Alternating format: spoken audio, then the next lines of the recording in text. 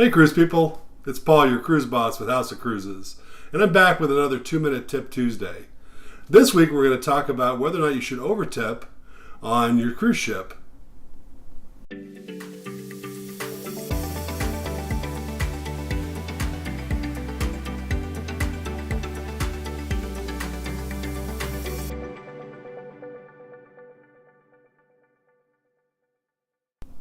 Welcome back. I'm back from my most recent cruise this past weekend down to Cozumel, and I'll have some more to share on that a little bit later this week.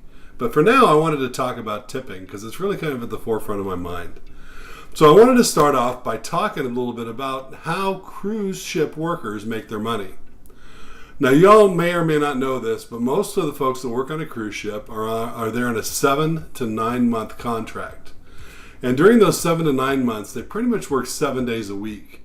In the kitchen and a few other places that I know of, the average work week is right around 70 hours a week. They may work 8 hours one day and 12 hours another, but it all kind of comes out to about 70 hours. Now the cruise lines you think must be paying them well because they came to work there. But if you notice, cruise lines and cruise ships are registered in other countries, so they're not bound by U.S. labor law. What that means is that they're not getting U.S. minimum wage. They may be getting quite a bit less than that, and so they're really dependent on tips and gratuities and service charges for a majority of their living. Now, most of these folks are sending money home to help people in their countries, survive and support their families. And a lot of them have families that are back home, and they're dependent on that earnings to keep their household going. Now, this isn't here to be a social lesson, but I just wanted to give you guys some context because Brandy and I really started thinking about it on this last trip. And we decided that, for us, we feel like we have an obligation to overtip these guys. Now, what do I mean by overtip? When you go and you buy a cocktail at the bar, or when you go and you have dinner in the main dining room, or if you go to a specialty restaurant and you pay an additional fee, you'll notice that there's a 15% service charge usually added by most cruise lines to that ticket. Or in the case of the main dining room, that's part of what your cruise service fees are that you pay when you book.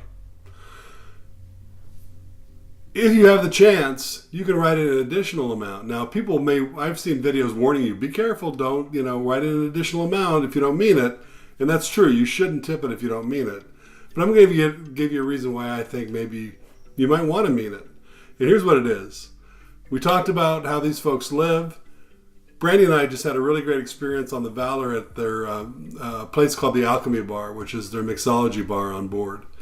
And we went there. Those guys got to know us, always called us by name, always welcomed us when we walked by the bar.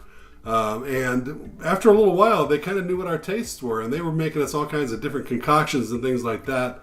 They had a significant impact on our enjoyment of our cruise. So with all the money we spent on driving down and the hotel the night before and the cruise itself and the money we spent on shore excursions, if we hadn't really engaged these guys and tipped them a little bit extra every drink, we feel like they might not have gotten as much out of the relationship and we wouldn't have either.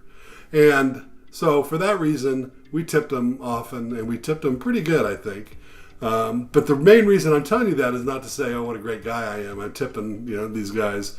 But I want to make sure that you guys are thinking about what you're contributing to when you do overtip. If you get amazing service on a cruise ship and you can afford to go on a cruise, I think it's something that you should at least consider is overtipping these guys when you feel like they've made an exceptional impact on your vacation. Because that's what's going to really make a difference in their lives. And ultimately, it's going to make a difference in yours as well. So that's all for now. As always, I'd love to hear from you guys about what you think about tipping and tipping policies on a cruise ship. Write down in the comments below. So if you get a second, let's have a comment or two. Let's get a discussion going. Also, if you haven't yet, I'm trying to get, as of the taping of this, I'm trying to get up to 100 subscribers. I'm in the 80s, so I'd really appreciate it if you could click the subscribe button and then the little bell so you get notifications as well. As always, I always want to say thanks for watching. And we'll see you next week on House of Cruises.